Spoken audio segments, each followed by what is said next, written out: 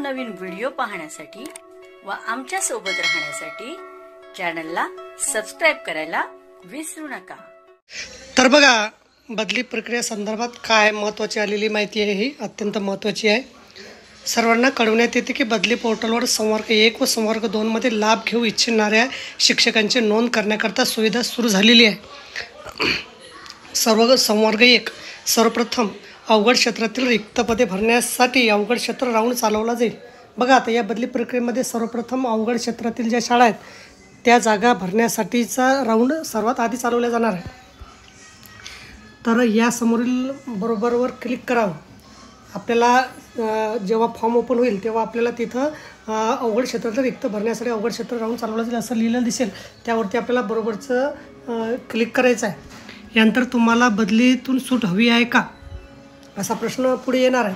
त्यामध्ये तुम्हाला जर बदली हवी असेल तर बदलीतील सूट नको असं तुम्हाला नको टाईप करावं लागेल, आणि बदलीतून सूट हवी असेल तर बदली तुम्हाला तिथं हो यस असं टाईप करावं, यस असं सिलेक्ट करावं लागेल।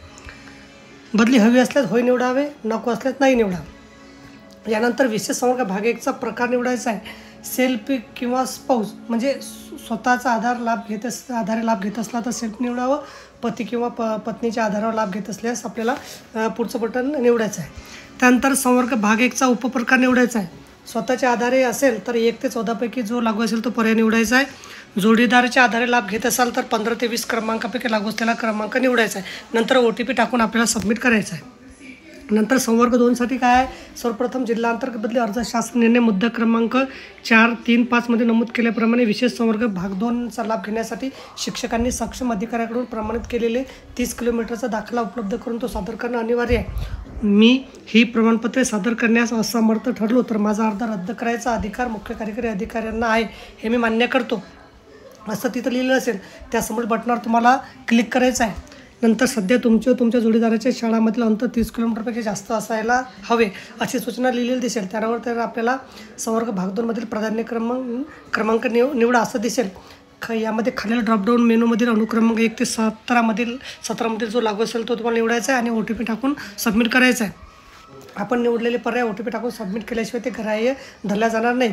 आपण भरलेले पर्याय सबमिट झाल्यानंतर खात्री करावी, अनावधानाने विड्रॉल करू नये याची गांभीर्याने नोंद घ्यावी। सद्यस्थिती बदली पोर्टलला आपल्याला शाळा निवडायच्या नाहीत, केवळ आपण संवर्ग 1 किंवा 2चा लाभ घेऊ इच्छिता का व त्याचे उपप्रकार एवढीच माहिती नोंदवायची आहे। सद्यस्थितीत सदर सुविधा ही दिनांक 8 जून 2025ला मध्यरात्री 12 वाजेपर्यंत सुरू राहील, त्यामुळे वेळेपूर्वी आपली माहिती नोंद करून घ्यावी। तर बघा, अशा प्रकारे अत्यंत महत्त्वाची माहिती आपल्याला समजली असेल। व्हिडिओसुद्धा आवडला असेल लाईक करा आणि शेअर करायला विसरू नका। धन्यवाद।